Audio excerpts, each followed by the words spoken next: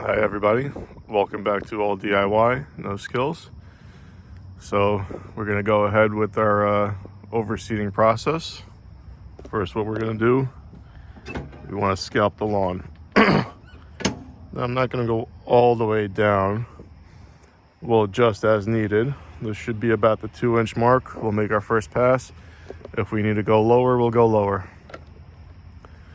Typically, what you want to do is if you're planning on overseeding, you want to overseed 6 to 8 weeks before your first frost date.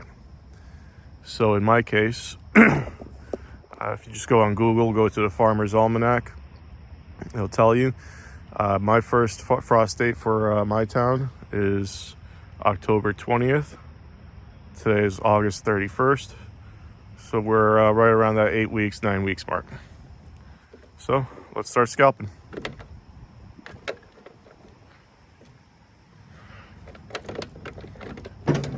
Break.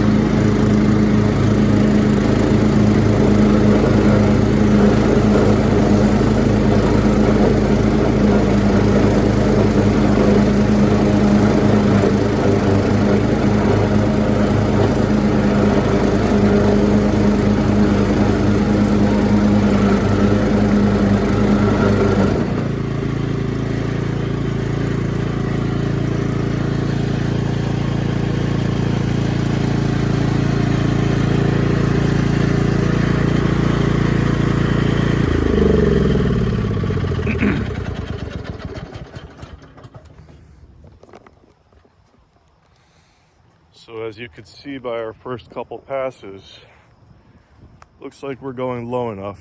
The ground's a little squishy. Tore it up over here. But that's why we're doing the core aeration, the whole overseed. I actually lifted the deck a little bit by 1/2 inch for this pass.